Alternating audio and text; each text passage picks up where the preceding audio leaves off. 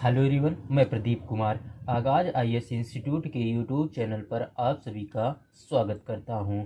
तो आइए आज के इस वीडियो में हम लोग बात करने वाले हैं भारतीय अर्थव्यवस्था। भारतीय अर्थव्यवस्था से रिलेटेड यूपीएससी के प्रीलिम्स और मेंस के लिए आज के जितने भी करंट अफेयर के टॉपिक हैं हम आप लोगों के लिए लेकर आए हैं। तो चलिए देखते हैं। तो देखिए, प्रीलिम्स के लिए जो टॉपिक है वो आवधिक श्रम बल सर्वेक्षण है, राष्ट्रीय नमूना सर्वेक्षण कार्यालय, बेरोजगारी, श्रम बल भागीदारी दर है, श्रमिक जनसंख्या अनुपात है, आजीविका और उद्यम के लिए हाथिए पर रहने वाले व्यक्तियों के लिए सहायता और पीएम दक्ष महात्मा गांधी राष्ट्रीय ग्रामीण रोजगार गारंटी अधिनियम, प्रधानमंत्री कौशल विकास योजना, स्टार्टअप भारत योजना, रोजगार मेला। और मेंस के लिए जो टॉपिक है वो है शहरी क्षेत्रों में बेरोजगारी से संबंधित प्रमुख मुद्दे और आवधिक श्रम बल सर्वेक्षण। तो चलिए हम यूपीएससी के प्रीलिम्स और मेंस के इन सभी टॉपिक के बारे में पूरे विस्तार से चर्चा करते हैं। तो देखिए चर्चा में क्यों है, आइए समझते हैं। तो देखिए, राष्ट्रीय नमूना सर्वेक्षण कार्यालय एनएसएसओ द्वारा आयोजित आवधिक श्रम बल सर्वेक्षण ने हाल ही में जुलाई सितंबर 2023 के आंकड़े जारी किए जो शहरी क्षेत्रों में भारत की बेरोजगारी दर को दर्शाते हैं। तो चलिए अब हम लोग हालिया पीएलएफएस की प्रमुख विशेषताएं के बारे में जानते हैं। तो देखिए, शहरी बेरोजगारी दर है, शहरी क्षेत्रों में बेरोजगारी दर 7.2% जुलाई से सितंबर 2022 से घटकर 6.6% जुलाई से सितंबर 2023 से हो गई है। पुरुष की अगर बात करें तो यह दर इस समयावधि में 6.6% से घटकर 6% हो गई है। अगर महिला की बात करें तो महिला इनकी दर में अधिक सकारात्मक प्रवृत्ति देखी गई जो दी गई समयावधि में 9.4% से घटकर 8.6% हो गई है। तो चलिए अब देखते हैं श्रमिक जनसंख्या अनुपात है। तो देखिए, शहरी क्षेत्रों में श्रमिक जनसंख्या अनुपात जनसंख्या में नियोजित व्यक्तियों का प्रतिशत 15 वर्ष और उससे अधिक आयु के व्यक्तियों के लिए जुलाई सितंबर जो वर्ष 2022 में 44.5% से बढ़कर जुलाई सितंबर वर्ष 2023 में 46% हो गया। और पुरुष की अगर बात करें तो यह दर इस समयावधि के दौरान 68.6% से बढ़कर 69.4% हो गई है। और अगर महिला की बात करें तो इनकी दर इस समयावधि के दौरान 19.7% से बढ़कर 21.9% हो गई है। तो चलिए अब हम लोग श्रम बल भागीदारी दर के बारे में देख लेते हैं। तो देखिए, शहरी क्षेत्रों में LFPR जुलाई सितंबर 2022 के 47.9% से बढ़कर जुलाई सितंबर 2023 में 49.3% हो गई है। अगर पुरुष की बात करें तो इनकी दर में इस अवधि के दौरान 73.4% से 73.8% तक मामूली वृद्धि देखी गई है। और महिला की अगर बात करें तो इनकी दर में 21.7% से 24.0% तक अधिक महत्वपूर्ण वृद्धि प्रदर्शित की गई। तो चलिए अब हम लोग आवधिक श्रम बल सर्वेक्षण क्या है, आइए इसके बारे में जानते हैं। सबसे पहले हम लोग इसका परिचय जानते हैं। तो देखिए, अधिक नियमित समय अंतराल पर श्रम बल डेटा की उपलब्धि के महत्व को ध्यान में रखते हुए एनएसएसओ ने अप्रैल 2017 में आवधिक श्रम बल सर्वेक्षण शुरू किया।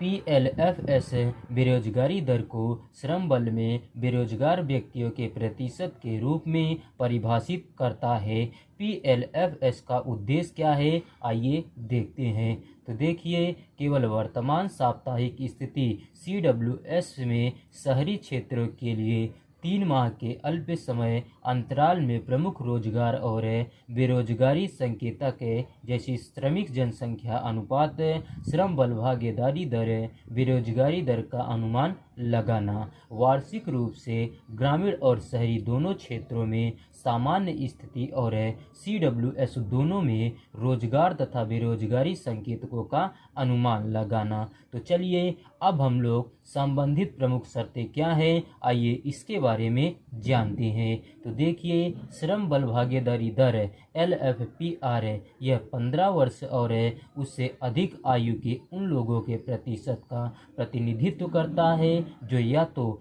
कार्यरत हैं या बेरोजगार हैं लेकिन सक्रिय रूप से कार्य की तलाश में हैं। श्रमिक जनसंख्या अनुपात WPR यह कुल जनसंख्या के भीतर नियोजित व्यक्तियों के प्रतिशत को मापता है। बेरोजगारी दर UR यह श्रम बल में बेरोजगार वाले व्यक्तियों के प्रतिशत को इंगित करता है। तो चलिए अब हम लोग देखते हैं गतिविधि के संबंध में। तो देखिए, प्रमुख गतिविधियों की स्थिति PS है, वह प्राथमिक गतिविधि जो एक व्यक्ति पर्याप्त अवधि सर्वेक्षण से पहले 365 दिनों के दौरान में कर रहा है। सहायक आर्थिक गतिविधियों स्थिति SS है, सर्वेक्षण से पहले 365 दिन की अवधि में कम से कम 30 दिनों के लिए सामान्य प्राथमिक गतिविधि के अलावा अतिरिक्त आर्थिक गतिविधियां की गई। वर्तमान साप्ताहिक स्थिति CWS है, यह स्थिति सर्वेक्षण तिथि से ठीक पहले पिछले 7 दिनों के दौरान किसी व्यक्ति की गतिविधियों को दर्शाती है। तो चलिए अब हम लोग शहरी क्षेत्रों में बेरोजगारी से संबंधित प्रमुख मुद्दे क्या हैं, आइए इसके बारे में जानते हैं। तो देखिए, सबसे पहले हम लोग संरचनात्मक बेरोजगारी के बारे में जानते हैं। तो देखिए, शहरी क्षेत्रों में प्रायः है कार्यबल के पास से मौजूद कौशल और उद्योगों द्वारा मांगे जाने वाले कौशल के बीच असमानता का सामना करना पड़ता है। शिक्षा प्रणाली रोजगार बाजार की जरूरतों के अनुरूप नहीं है,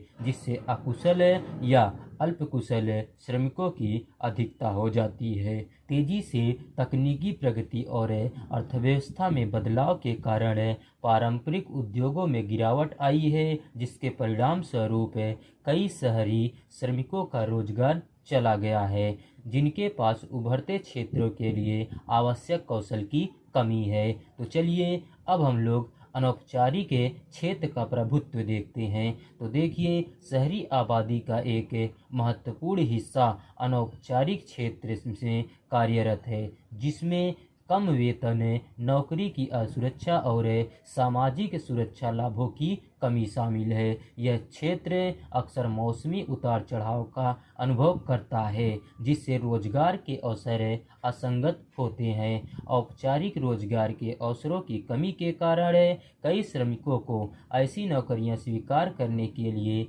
मजबूर होना पड़ता है जो उनके कौशल स्तर से कम है, जिससे मानव संसाधनों का कम उपयोग होता है। IMF के अनुसार भारत में रोजगार हिस्सेदारी के मामले में असंगठित क्षेत्र 83% कार्यबल को रोजगार देता है। इसके अलावा अर्थव्यवस्था में 92.4% अनौपचारिक श्रमिक है, बिना किसी लिखित अनुबंध, सवैतनिक अवकाश और अन्य लाभों के बिना। तो चलिए अब हम लोग जनसांख्यिकी चुनौतियां के बारे में देखते हैं। तो देखिए, शहरों में तेजी से शहरीकरण और जनसंख्या वृद्धि ने रोजगार सृजन को पीछे छोड़ दिया है, जिससे श्रम बाजार पर बोझ बढ़ गया है और बेरोजगारी दर बढ़ गई है। ग्रामीण से शहरी प्रवास के कारण अक्सर शहरों में श्रम की अत्यधिक आपूर्ति हो जाती है, जिससे प्रवासी आबादी के बीच बेरोजगारी दर में वृद्धि होती है, जिससे शहरी गरीबी और बढ़ जाती है। तो चलिए अब हम लोग साख मुद्रास्फीति के बारे में देखते हैं। तो देखिए, शैक्षिक योग्यताओं पर अत्यधिक जोर देने से ऐसी स्थितियां पैदा हो जा सकती हैं जहां व्यक्ति उपलब्ध नौकरियों के लिए अत्यधिक योग्य हो जाते हैं, जिससे अल्प रोजगार या बेरोजगारी हो जाती है। तो चलिए अब हम लोग रोजगार संबंधी सरकार की पहल क्या है, आइए इसके बारे में जानते हैं। तो देखिए, आजीविका और उद्यम के लिए सीमांत व्यक्ति हेतु समर्थन, जिसे इस्माइल के नाम से जानते हैं, और पीएम दक्ष, प्रधानमंत्री दक्षता और कुशलता संपन्न हितग्राही, और महात्मा गांधी राष्ट्रीय ग्रामीण रोजगार गारंटी अधिनियम मनरेगा, और प्रधानमंत्री कौशल विकास योजना PMKVY, और स्टार्टअप इंडिया स्कीम, रोजगार मेला, और इंदिरा गांधी शहरी रोजगार गारंटी योजना राजस्थान। आगे की राह क्या है, आइए इसके बारे में जानते हैं। सबसे पहले हम लोग सुधारवादी शिक्षा के बारे में जानते हैं। तो देखिए, प्रासंगिक कौशल प्रदान करने के लिए पाठ्यक्रम को अद्यतन करके व्यावसायिक प्रशिक्षण पर जोर देकर और रोजगार क्षमता बढ़ाने के लिए आजीवन सीखने को बढ़ावा देकर शिक्षा को वर्तमान बाजार की मांगों के साथ संरेखित करना। और चलिए अब हम लोग बात करते हैं स्टार्टअप इकोसिस्टम सपोर्ट के बारे में। तो देखिए, वित्तीय प्रोत्साहन प्रदान करके नौकरशाही बाधाओं को कम करने और उद्यमशीलता को प्रोत्साहित करने के लिए मेंटरशिप कार्यक्रमों की पेशकश करके स्टार्टअप के लिए अनुकूल माहौल को बढ़ावा देना। तो चलिए अब हम लोग देखते हैं रोजगारोन्मुख नीतियां के बारे में। तो देखिए, ऐसी नीतियां बनाना और लागू करना जो रोजगार सृजन को बढ़ावा दे, जिसमें बुनियादी ढांचे में निवेश, उद्योग अनुकूल नियम और रोजगार पैदा करने वाले व्यवसायों के लिए वृत्ति प्रोत्साहन शामिल है। तो चलिए अब हम लोग सृजनात्मक अर्थव्यवस्था को बढ़ावा देने के बारे में जानते हैं। तो देखिए, सांस्कृतिक उद्योगों, कला और रचनात्मक क्षेत्रों में निवेश करना, सांस्कृतिक उद्यमिता के माध्यम से रोजगार उत्पन्न करने के लिए कारीगरों, कलाकारों और शिल्पकारों का समर्थन करना। और चलिए अब हम लोग हरित स्थल और शहरी कृषि के बारे में देख लेते हैं। तो देखिए, शहरों के भीतर शहरी कृषि और हरित स्थानों को बढ़ावा देना, खेती, बागवानी और संबंधित पर्यावरण अनुकूल गतिविधियों में रोजगार पैदा करना, हरित क्षेत्र में रोजगार पैदा करने के लिए सतत प्रथा, भू निर्माण और शहरी वानिकी में प्रशिक्षण प्रदान करना। तो चलिए आज का वीडियो यहीं पर समाप्त होता है। तो देखिए, अगर आप लोगों को इसका PDF चाहिए तो इसका PDF आप लोगों को टेलीग्राम चैनल पर दे दिया जाएगा। टेलीग्राम चैनल का नाम है आगाज IAS इंस्टीट्यूट, और टेलीग्राम चैनल का लिंक आप लोगों को इस वीडियो के डिस्क्रिप्शन में भी मिल जाएगा। आप लोग यहां से भी जाकर टेलीग्राम चैनल को ज्वाइन कर सकते हैं और PDF डाउनलोड कर सकते हैं। तो चलिए अब हम लोग मिलते हैं नेक्स्ट वीडियो में। धन्यवाद। Keep learning, keep growing.